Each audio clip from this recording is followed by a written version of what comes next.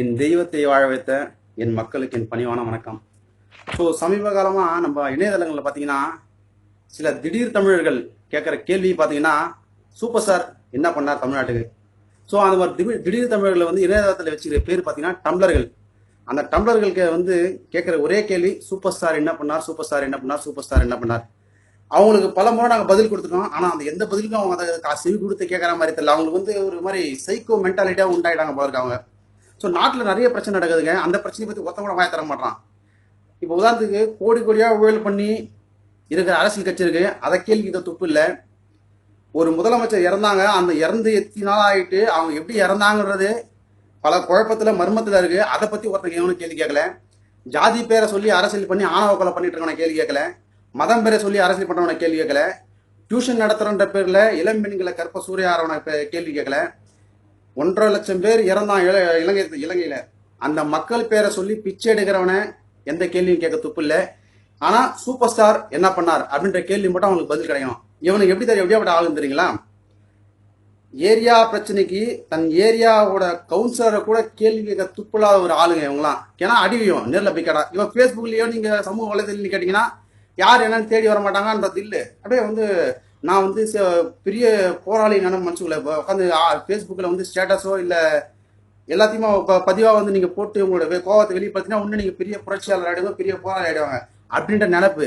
நேரில் வந்து பேசி ஃபோன் நம்பர் குரானாவோட கொடுக்க மாட்டாங்க. அது மாதிரி ஆட்கள் இவங்களாம். ஸோ நாட்டில் எவ்வளோ பிரச்சனை நடக்குது. எல்லாத்துக்கும் ஒரே தீர்வு, சூப்பர் ஸ்டார் என்ன பண்ணார் அப்படின்னு தெரிஞ்சா தீர்வு கிடச்சிருங்களா? அவர் என்ன பண்ணாருன்னு அந்த காலத்துல வாழ்ந்த என் மக்களுக்கு பல பேருக்கு தெரியும். நேற்று வந்து உங்களுக்கு வந்து அந்த விளக்கம் தெரியலனா தெரிஞ்சுக்க ஆசைப்படுங்க. பல பேப்பர்ல வந்திருக்கு, பல பிரசுரங்கள்ல வந்திருக்கு. ஆனா நீங்க அதை வந்து தெரிஞ்சுக்க ஆசைப்படல. தெரிஞ்சுக்கிட்டாலும் உங்களுக்கு அதை ஏத்துக்க முடியல. இது முன்னோரு கேட்டீங்கன்னா, நம்ம இந்த திடீர் தமிழர்கள் எப்படியாப்பட்டாங்க ஒரு சைக்கோ மாதிரிங்க. உண்மையிலே சொல்றேன். ஏன்னா வந்து அவங்க அடுத்தவங்களோட வளர்ச்சியை கண்டு தாங்க முடியல. அவங்களுக்கு மாதிரி பொறாமையில ரொம்ப பொங்குறாங்க. அவங்கள வந்து ஏன்னா இப்போ சமகால நம்ம இப்போ உதாரணத்துக்கு சில நடிகர்கள் கூட இப்போ தலைவரை பத்தி ஒரு மண்டையில முடியலாத மூளை இல்லாத நடிகர்கள்லாம் பேசினாங்க கனாம்னான்னு. ஸோ அவங்க ஏன் சொல்றாங்கன்னா, அவங்க சமகாலத்தில் வந்து இன்னும் சொல்ல போனீங்கன்னா வில்லனாக இருந்த நடிகனை என்கரேஜ் பண்ணி நீ ஹீரோவா பண்ணும், ஹைட்டுக்கு நைட்டு நல்லா இருக்கும் அப்படின்னு சொல்லி உருவாக்கந்தே தலைவர் தான். அது அவரே ஒரு பேட்டியில் சொல்லியிருக்காரு. அது இல்லைன்னு யாரால மறுக்க முடியாது. அப்படியாப்பட்டவர் ஏதோ ஒரு கோபம். என்ன கோபம்னு கேட்டீங்கன்னா, ஒரு என்னடா இது, நம்ம தமிழ்நாட்டில் பிறந்து தமிழில் வந்தோம், நம்ம உனக்கு திறமை இல்லை, நீ வளரல. ஆனால் அவர் திறமை இருந்துச்சு, எங்கேயோ உச்சாரில் போய் உக்காண்டாரு. அது அவரோட திறமைக்கு கிடைச்ச பரிசு. அதை நீங்க பார்த்து பெருமை பண்ணும். வந்தாரே வாழ வைக்கிறது தான் தமிழன். இப்போ நீ வந்து எல்லாமே பண்ணிட்டு உடனே வந்து நான் எனக்காக எதுவும் பண்ணல, எனக்காக எதுவும் பண்ணல, எனக்காக எதுவும் பண்ணல நீ அவர்கிட்ட கேட்டனா இது எப்படி இருக்கு? எனக்கு ஒன்றும் புரியல. எனக்கு ஒரு ஊழியரா நீங்க ஒர்க் பண்றீங்க, ஒரு வருஷமா நீ உங்களுக்கு அந்த ஊழியத்துல சம்பளம் தரல. உங்களோட திறமையால நீங்க நல்ல சம்பளம் வாங்கியிருந்தீங்க. ஒரு வருஷமா உங்களுக்கு அந்த ஊழியத்துல அந்த ஆபீஸ்ல உங்களுக்கு சம்பளம் தர முடியல அப்படின்னா அந்த கம்பெனில நீங்க தொடருவீங்களா? இல்லை நான் என் கம்பெனி வந்து எனக்கு விசுவாசமா இருப்பேன், நான் கண்டிப்பாக தொடருவேன் அப்படின்னு சொல்கிறவன் சத்தியமாக ஒருத்தவங்களும் இருக்க மாட்டான். இருந்தீங்கன்னா காமிங்கப்பா எனக்கு காரணம்.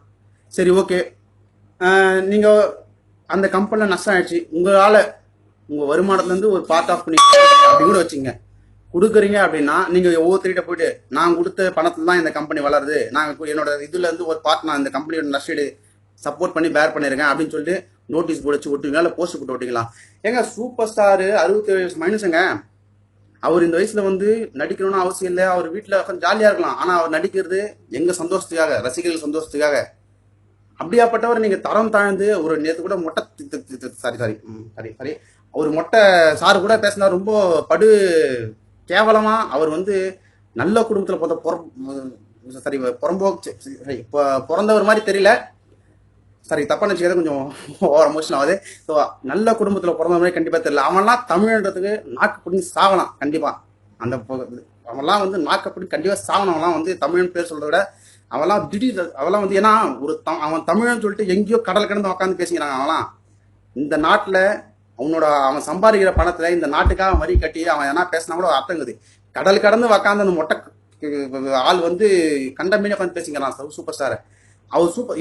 அவனுக்கெல்லாம் வந்து ஒரு மாதிரி சைக்கோ விரிப்பிச்சவங்களாம், பைத்தியாருங்க அவங்களாம். அது மாதிரி ஆட்களை வந்து அது மாதிரி ஆட்கள் தமிழ்நாட்டில் நிறைய பேர் உருவாக்கிங்கிறாங்க. அதான் உண்மை. நான் இன மொழின்னு சொல்லிட்டு நம்ம தமிழை வந்து இப்போ வருங்கால இளைஞர்களை வந்து ரொம்ப கேவலப்படுத்தி ஒரு அவங்கள வந்து ஒரு வெறியனா மாத்திட்டு இருக்காங்க. அது போல ஆட்களை தீவிரவாதிகளோட மோசமானவங்களாம். அந்த மாதிரி ஆட்களை கண்டிப்பா வந்து வேரோட களை எடுக்கணும். இது மாதிரி ஆட்களை வளர விட்டா வருங்காலத்தில் நம்ம தமிழ்நாட்டில் வந்து தீவிரவாதிகளாக நிறைய இளைஞர்களை மாற்றத்துக்கான வாய்ப்பு இருக்குது. அது மாதிரி தயவு செஞ்சு என்கரேஜ் பண்ணாதீங்க. சூப்பர் ஸ்டார் எங்களோட ஃபோட்டோ எடுக்கிறான்றது பல வருஷ கனவு. எங்களுக்கு பல வருஷ கனவு. எத்தனையோ முறை நாங்கள் அவர்கிட்ட கெஞ்சிருக்கோம், உங்க கூட ஒரு ஃபோட்டோ எடுக்கணும் தலைவா, அதுதான் எங்களோட ஆசை, எங்களோட ஆசைன்ட்டு.